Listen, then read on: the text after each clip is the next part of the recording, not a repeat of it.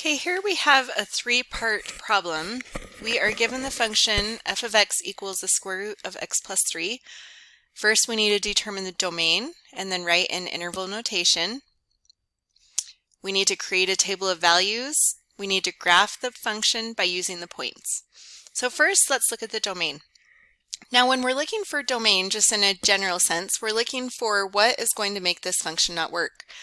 So let's just think about square roots for a minute. If I have the square root of any positive number, is that going to work?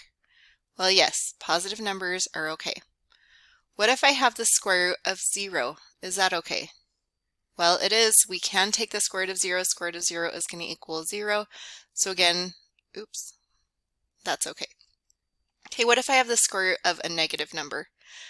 Well, in this case, we're going to get no solution. It doesn't work. And so this is not going to be okay. So when we figure out our domain, we know it can be positive numbers and it can be 0. It cannot be negative numbers. So what we're going to do is we're going to say, okay, well, we know x plus 3 then has to be greater than, or it can also equal 0, and then it will be okay. So whatever is under here just has to be bigger than 0 or equal to 0. So it's positive or 0. So let's go ahead and solve that. So minus 3 on each side. We'll get x is greater than or equal to a negative 3. So this is the correct answer, but it needs to be written in interval notation. So we want to write it from least to greatest.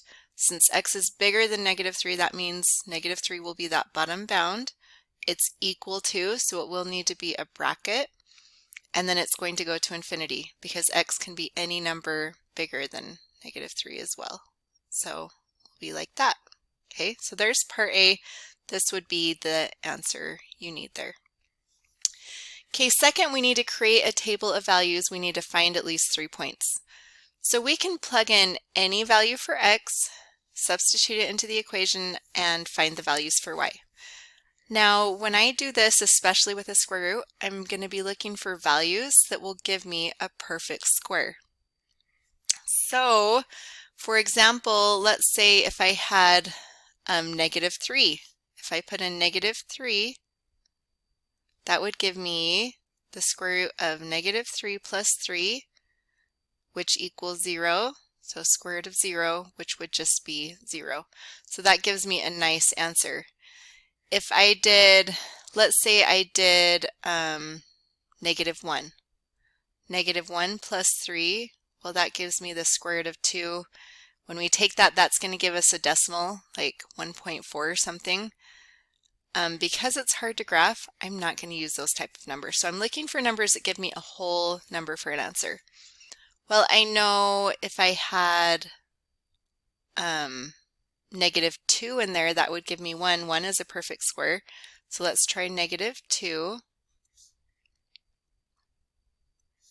So negative 2 plus 3, we're going to get negative 2 plus 3 is 1. So square root of 1. Square root of 1 is just 1. So at negative 2, y will equal 1. And then let's do one more.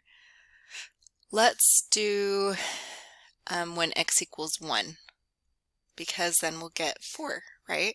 So square root of 1 plus 3, we get square root of 4.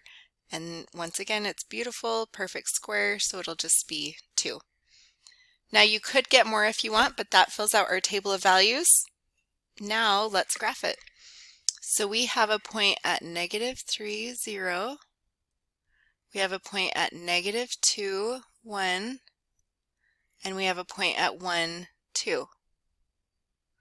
Now it might be tempting to try to draw a perfect line through these points. There's 2 problems wrong with that. One is you can't draw a straight line through those 3 points because they're not in a direct line. But 2, this is not a linear function. Okay, this is a square root function, and square root functions look like this, or they might be flipped or rotated, but they're not going to be a straight line. And we can see here, that's what's going to happen here. It's going to be like that.